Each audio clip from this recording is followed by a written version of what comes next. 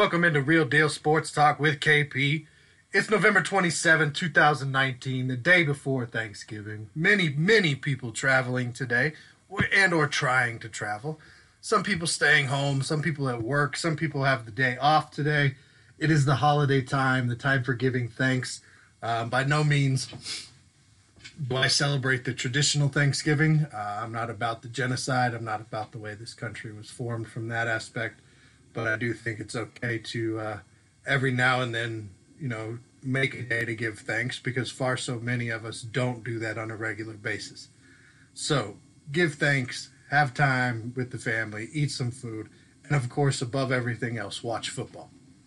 We will have football this week. We will have football tomorrow. We're already hearing today which players are out. But before we get into next week's games, starting with the games tomorrow, we have to, go back and talk about what happened this past weekend, as some records were broken. Some guys dealt with some issues and were then made fun of for it. We had the heaviest person ever getting a receiving touchdown, selfies being taken before the end of the game. There's two teams that have led in every game this year, and somebody else who looked petty from week 1, amongst other things. Week 12, week 1. We're not going back that far. So the last of the byes took place this week. Cardinals, Chiefs, Chargers, Vikings, all in week 12. Texans, they get past the Colts on Thursday night. Bills, they make the Broncos look inept. The Broncos look like they had kind of figured out a little bit going against the Bills team that's, let's face it, yes, they've beaten the teams on their schedule. Yes, they're sitting at 8-3 right now, but by no means have they done well against some of the top echelon opponents. They're not as consistent as some of the top echelon teams. So everybody coming into this one obviously thought the Broncos might have a chance. They did not. They lose 20-3, pretty pitifully. The Bears get over the Giants 19-14. I did have the Giants winning that game because, hey, I had to pick somebody. Bengals lose again to the Steelers. Dolphins lose to the Browns. Buccaneers beat the Falcons. Jameis Winston right now, he's on target to lead the league in passing, to lead the league in touchdown passes, and to lead the league in interceptions. He already has somewhere around 20 interceptions or something on the season, 19 interceptions, 20 touchdowns, and 3,800 yards, something like that. So, yeah, he's slinging the ball all over the place. Not always to his team, not always for good measure, but, hey, he's slinging the ball all over the place, and it helped him in this one. Godwin had a good game. Evans had a good game. And the Falcons, their little resurgence stops. Panthers put up all the fight they could against the Saints. The Saints get that one. Christian McCaffrey, still looking like a stud. But the Saints hold on in the end of that one and win 34-31, as the Panthers did pull it even late in that game. Seahawks get past the Eagles. Not a lot going on in that game. More of a defensive battle. The Seahawks made the plays they needed to make to win that one. Lions lose to Washington. They did everything possible to embarrass themselves in this one. I think some of the players are starting to catch the flack for the way the collective team is playing, for the way it's being coached, and for the way it's being run. This was an embarrassing loss. This was a 1-9 team coming into the game.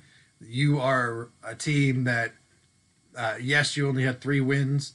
Yes, you could argue that you could have upwards of 6 or 7 if you could close out a game, if you didn't have a couple bad calls. But good teams don't lose this way. Good teams don't have it come down to a missed field goal that could have gotten you a tie into overtime. Good teams, even battling injuries, don't find themselves in this position.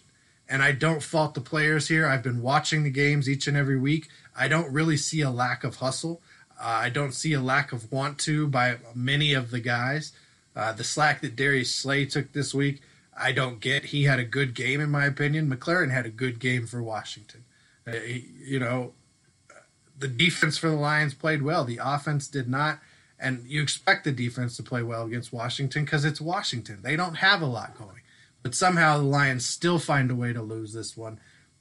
They've got to figure this out. It's going on far too long for this organization now. It's becoming embarrassing that they're getting worse. We need to see more out of them as a fan base from this team. My initial reaction was, if I'm Martha Ford, I would say, you know what? I appreciate what you guys have done. I really do. But it's just not cutting it. Bob Quinn, Matt Patricia. You either need to make these changes and you get one more year. You need to bring in better coaches at this position. You need to bring in better players. We need to spend this money, or I'm cleaning house, because these fans and the players that have been here, blood, sweat, and tears, they deserve better. And this is not the same old Lions. It's not going to be run the way my husband did it. It's not going to continue to be run, and we're not going to make choices the way my son did. I'm Martha Ford. I'm going to do it differently. That's what I would like to see. Will that happen? I have no idea if that'll end up happening. Raiders go out and get lambasted by the Jets. I'm pretty sure nobody but Jet fans saw this one coming. So, got some announcements coming in.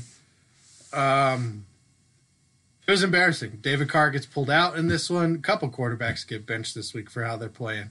But David Carr gets pulled out. The Jets go on 34-3, win that one. Titans all over the Jags. They're playing pretty well with Tannehill at quarterback. He kind of fits their system and what they're doing, and they've been playing pretty well behind him. The Patriots, in a bad game against the Cowboys, they get that one 13-9, and the 49ers destroy the Packers on Sunday night, 37-8. Aaron Rodgers, 104 yards passing on 30-something attempts. Just pitiful. And the Ravens, they look like, with the 49ers, to be the two top teams in the NFL right now with the way those two teams are playing. And the Ravens go out and destroy the Rams Monday night 45-6. Ravens 49ers do play each other this week. Probably the game of the week. And easily you could see a rematch of their previous meeting in the Super Bowl coming this year with the way those two teams are playing right now. I do think the 49ers can get caught.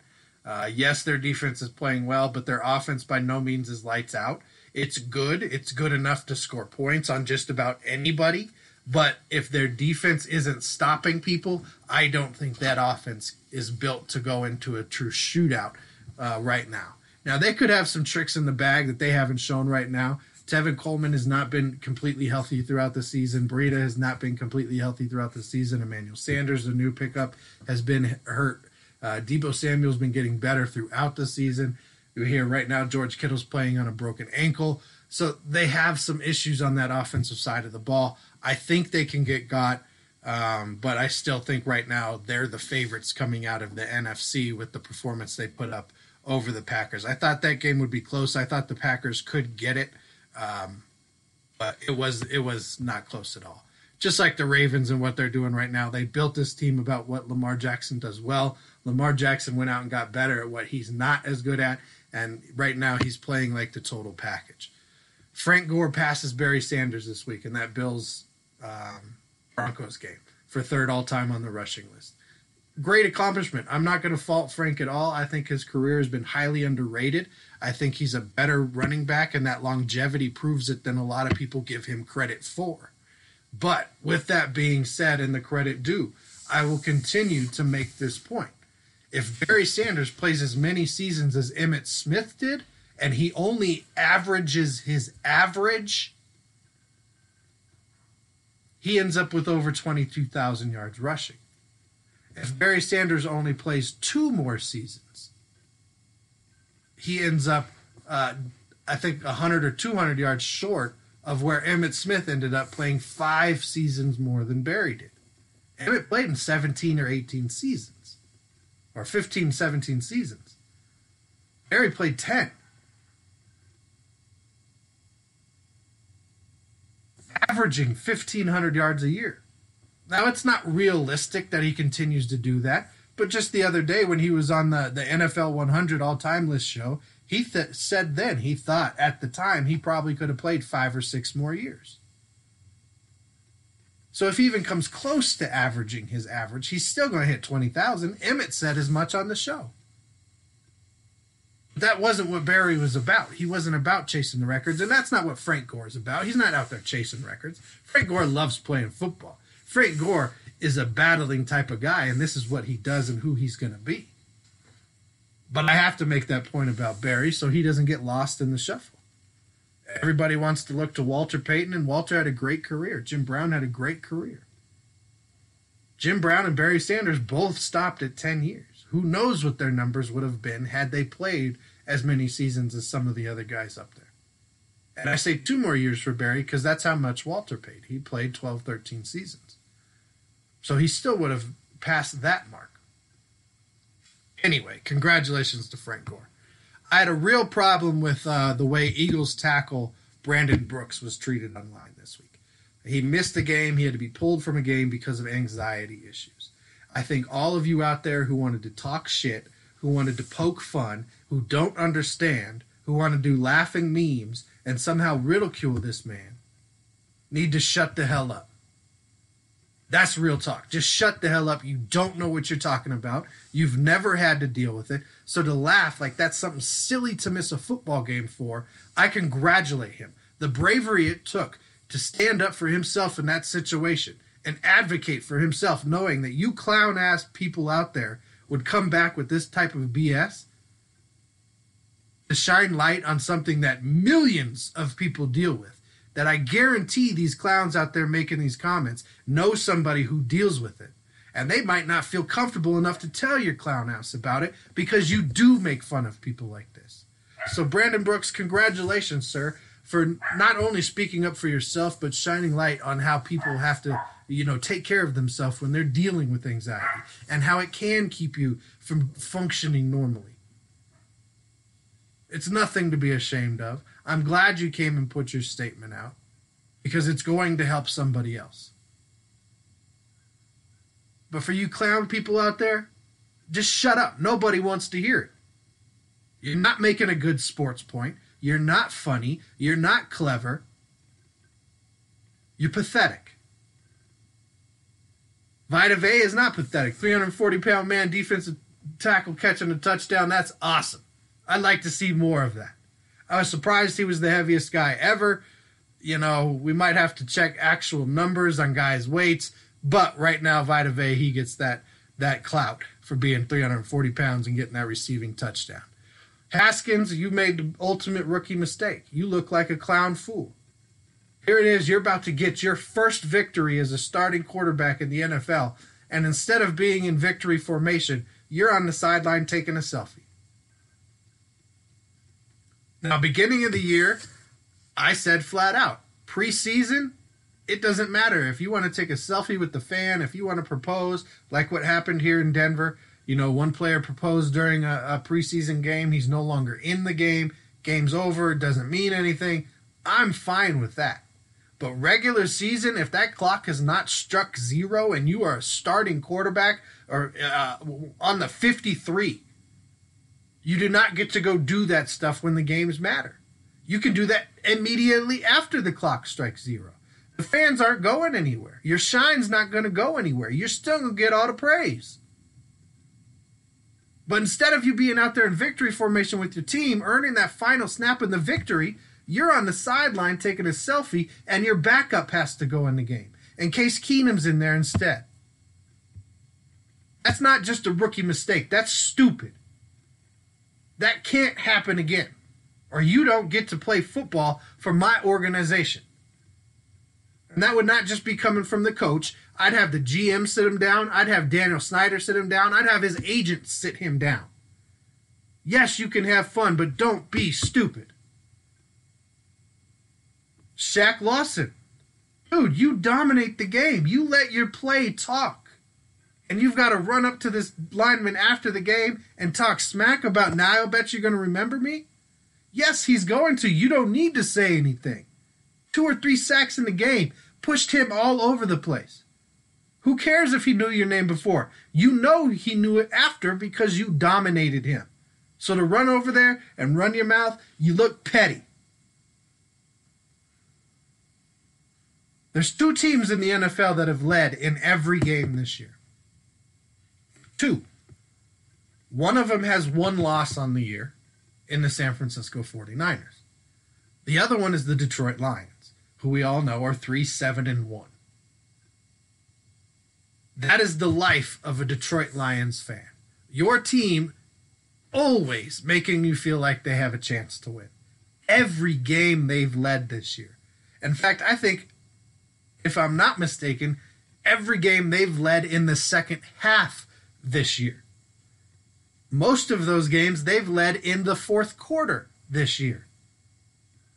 That is the difference between a good team and a team that's not there yet, or a bad team.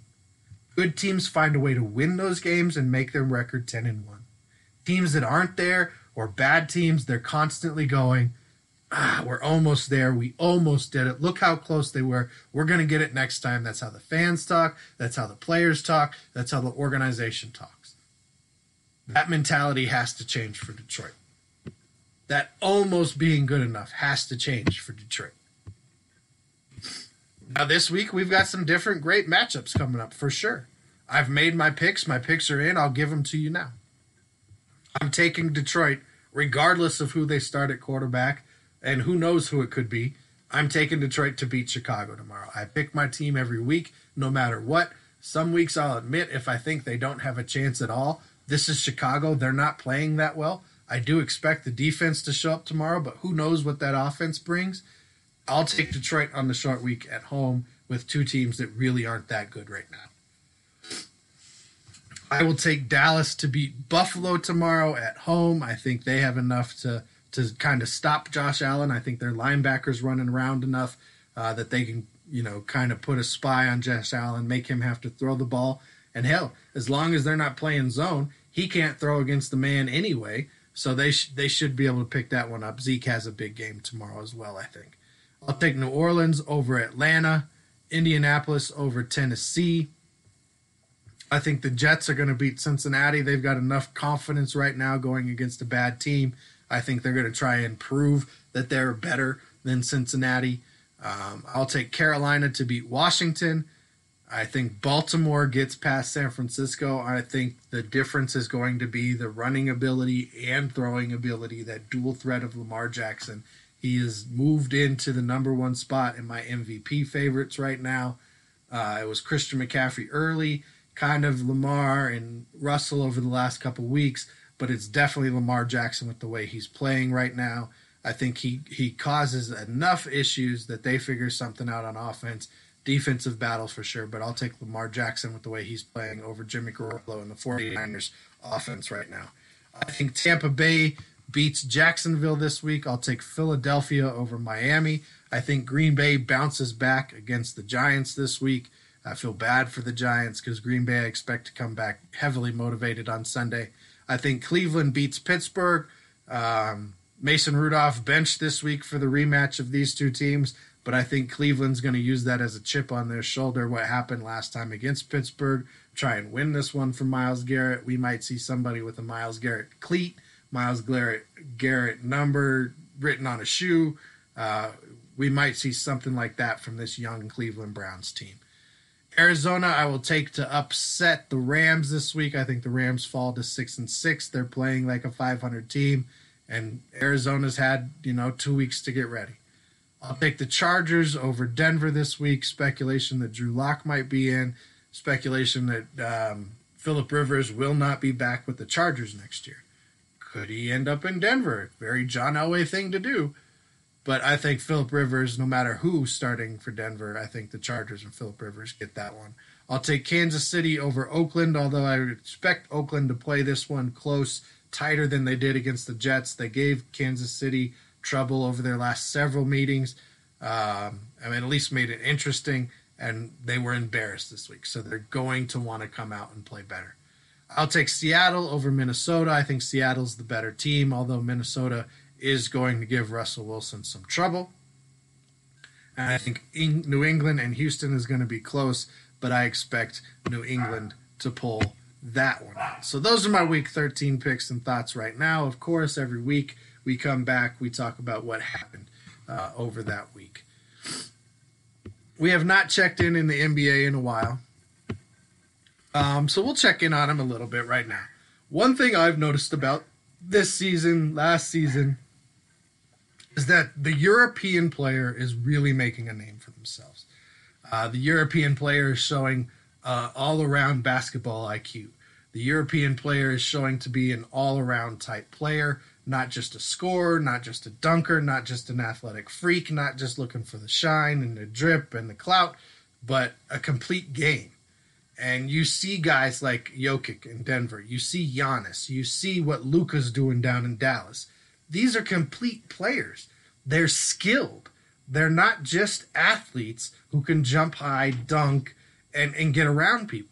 They have the ability to assist. They have the ability to rebound. They have the ability to score. Now, are any of the guys I just named the best scorer in the league? No. Are they the best rebounder in the league? No. Are they the best passer in the league? Outside of Jokic, no. Jokic at the center position is the best passer in the league, and he's honestly, arguably, one of the best passers in the game. Not quite LeBron James, not quite Chris Paul and some of these other guys, but he's up there, top 10, top 5, arguably. Where they're not the best at any one thing, again, they have complete all-around games. You're seeing what Luka's doing at 20 years old. And yes, he came from a league where he was the league MVP on a professional level before he was a rookie here. And I give him credit for that. I don't think that diminishes anything, but it needs to be stated. This isn't like one of our 19-year-olds who skipped college and went to the NBA because he can jump real high and dunk. This is a guy who went through a professional rank, who is better than grown men, who built his skills. And I see that more and more with these European players, and as guys like LeBron and D. Wade and Carmelo, when he's done, as these guys start stepping away, the new faces of the NBA will be international faces. Don't get it twisted. These international players are taking over the league. They are becoming the best players. James Harden's the best scorer in the league. No question about it. But he is not in the same level as a player as Luka Doncic. He's not the same level as a player as a LeBron James, as a Jokic, as a Giannis. And Giannis's game is still super raw, but we're seeing what he can do. Another 2-3 years, he's going to be averaging a triple-double, not just because every now and then he hits those marks, but because every night he's going to be hitting those marks. So you look at the standings right now in the NBA, shouldn't be too surprised. I mean, Boston's record's a little bit better than I'm sure a lot of people thought they would be, but we're seeing what the effect of maybe not having Kyrie on that team is meant for them. Is Kyrie the modern-day pariah that's going to be the locker room killer? Not doing well in Brooklyn right now. But Milwaukee 14-3, kind of expected. Miami Heat 12-4, a little bit record better than I think most expected. Toronto 12-4. I think that's better than most people expected, myself included. Philadelphia 11-6. They're going to be a good team, but they're not one of the better teams. They're just not. They don't have the ability to get out and play fast. They're a half-court team. They're big, they're long, and that's about what they have. On the Western Conference side, top of the top, Los Angeles Lakers. I thought they'd be near the top, but not at the top. But they've got the best record in basketball right now. They've won 8 in a row. The Nuggets are sitting at number 2 right behind them. That's about where I thought the Nuggets would be, somewhere in the top 4 or 5. Clippers right there behind them. But, hey, they're going to lose as many games as Kawhi sits out. They're going to lose as many games as Paul George is hurt for. So we'll see what we get from the Clippers this year, if they pull some magical nonsense out in the playoffs or how that works. Again, Dallas is playing really well. They're playing better right now. 11-6 for them. Houston 11-6. The Jazz 11-6. And then you've got Minnesota and Phoenix rounding out the Western Conference. Not bad. Milwaukee, the Lakers, and the Nuggets all right there. 2-3 losses, best records in the league. After that, it's 5-6 for everybody else. So they've got those 3 teams got a couple games lead over everybody. James Harden leading the league in scoring, 37, almost 38 per. Giannis second at 31. Luka's third at 30. Andre Drummond still leading the league in rebounds at 16.8, almost 17 a game. Clint Capella's rising up that list at 14-7. LeBron sitting at 11 assists per game. That's going to be his game. He's the floor general from here on out. He's going to distribute. He's going to give Anthony Davis shots. He's going to pick his moments, making him a more efficient scorer, and he's going to be able to distribute. I still expect the Lakers to add somebody to this team during the year, however. Anthony Davis, almost 3 blocks a game. He's been leading that all season as well. James Harden, most three-pointers made per game. And Jimmy Butler, D'ing it up this year, 2.6 steals per game for Jimmy Butler right now. So that's a little check-in right now on the NBA. You do have some games tonight. Orlando, Cleveland, Utah, Indianapolis, Brooklyn, Boston, Sacramento, Philly, Detroit, Charlotte. You've got New York and Toronto, Atlanta, Milwaukee, Clippers and Memphis. Who else plays tonight? Miami, Houston, and San Antonio, Minnesota. So, some good games tonight. Phoenix, Washington, Lakers, New Orleans, Portland, OKC, Chicago, Golden State. Generally, they don't really play on Thanksgiving Day. That's more of a football thing. So that's probably why there's so many games coming in today for the NBA. All right, this past weekend, another thing we don't talk a lot on this show, but we do try and get to it when it comes up, was the Deontay Wilder Ortiz 2 fight, right? I watched this fight. It was a boring fight. It was a slow fight. Ortiz was the only one pushing any kind of an action. It seemed like Wilder was trying to get him tired out, let him go through these big spurts, let the bigger, heavier guy kind of get worn out and do what you had to do in the later rounds. So I was fully expecting this to go 10, 12 rounds, be a decision, maybe a knockout late, but it seemed like Wilder was trying to get him tired. 6th round, again, Ortiz comes in. He's the only one who really gets something going. Wilder throws a couple shots, not a whole lot of action going on. 7th round comes out. I'm at this point expecting the same thing. I'm like, look, at any point, either one of these guys could throw that one punch hit that's going to end it. Right now, the only one I see going for it is Ortiz. He's older, he's bigger, he's got to be getting tired, but he's got to be also winning on the cards right now. I don't see how he wouldn't be winning on the cards. He's thrown more, he's connected more, he's, done more with what he's done so far in this fight.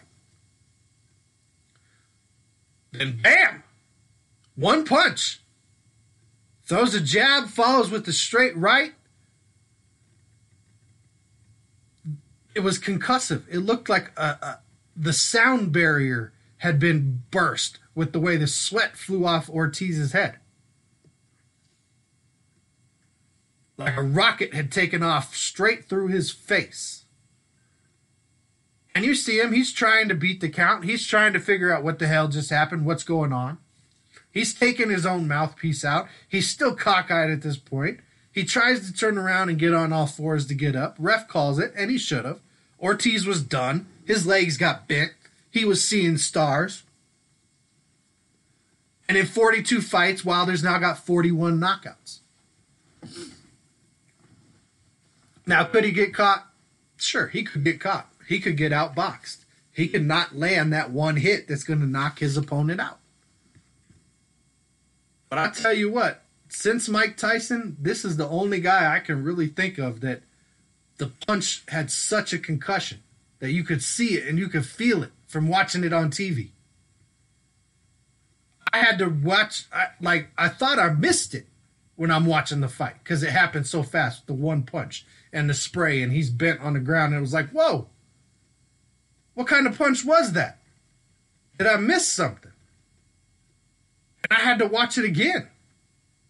Because it didn't look like Wilder, when he throws some of those punches, his body gets into it, his torso turns. It didn't look like he had any of that. It looked like it was just a regular, right following a jab. But man, the power on that. Watching dude's eyes go cockeyed. Trying to pull his own mouthpiece out. Impressive. What a fight. 42-0, 41 knockouts. If you want to run the heavyweight division, you better go see him. It's like when the Klitschko's were running. If you wanted anything, you had to go see a Klitschko. Now, you want to be a heavyweight, you have to go see Wilder. Heavyweights in the college football rankings, they got changed on their head this week. I can argue it both ways. Ohio State is clearly playing as the most consistent, most full, thorough, top to bottom team in college football. You cannot take away what LSU has done, however, this college football season with the top 25 opponents, the top 10 opponents that they have beat. So I don't think you can knock them out of that position right now. I think it's too early to have made that determination. I think if you get to conference championships and something changes or they barely win and Ohio State blows out the Big Ten, great. Then you can make that distinction that Ohio State should leap them. But at this point, I don't think Ohio State, with their resume, as impressive and as consistent as it has been this year, should have jumped LSU right now. Some SEC championship game, if they both make it to their SEC and Big Ten championship games, depending on how those two teams play in that, I could then see Ohio State making the leap going into the final rankings for the college football playoff. But I think it's way too early at this point for that to have happened as good as they've been playing. Clemson at 3, Georgia 4, Alabama, Utah, Oklahoma, Minnesota, Baylor round out the top 9. Face it, really outside of the top 5, maybe 6, you really don't have a chance of getting in at all anyway.